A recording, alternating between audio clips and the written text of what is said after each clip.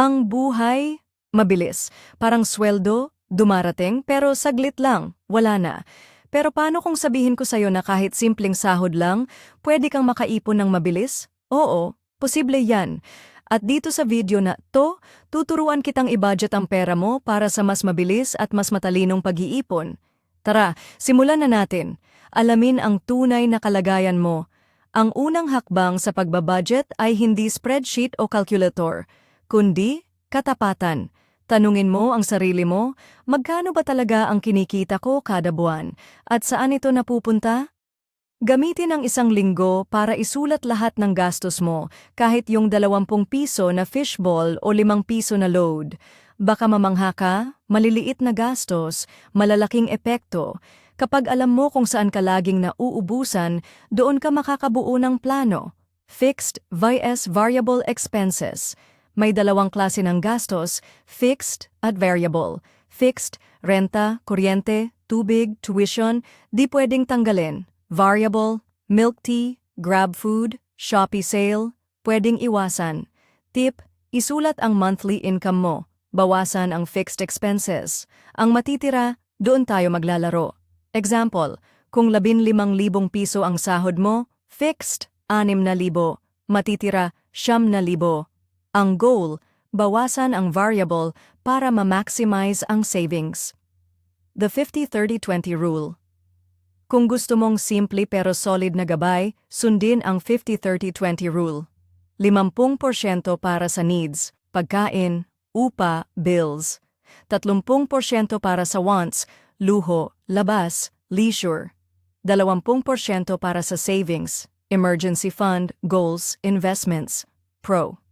Tip, kung gipit, pwede mong gawing 60, 20, 20 o 70, 10, 20. Basta ang savings, non-negotiable. Quote, unahin mo ang pag-iipon, hindi ang gastos.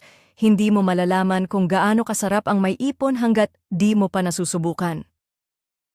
Zero-based budgeting, bawat sentimo may trabaho, bawat piso ng pera mo dapat may assignment. Zero-based budgeting, or pagplano sa buong sweldo mo hanggang zero ang matira.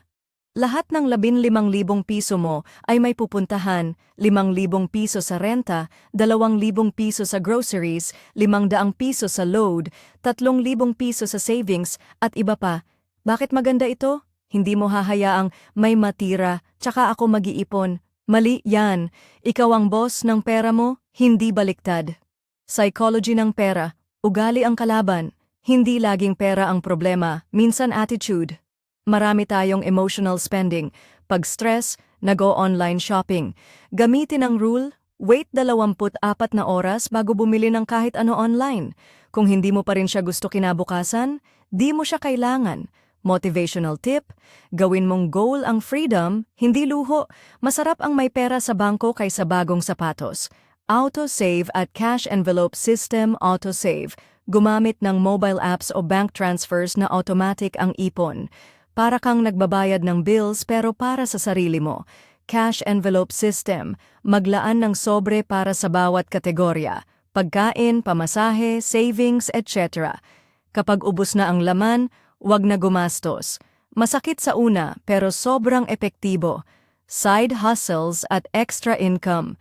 Minsan kulang talaga ang sweldo, kaya kung may free time ka, gamitin sa kitaan. Online selling, freelancing, writing, editing, VA work, pagluluto at pagbebenta, small gigs, tutor, layout, etc. Key point, lahat ng extra income, diretso sa ipon. Wag mo nang galawin. Ang pag-iipon ay hindi para sa mayayaman lang. Para to sa mga taong may disiplina, may pangarap, at may tapang na kontrolin ang buhay nila.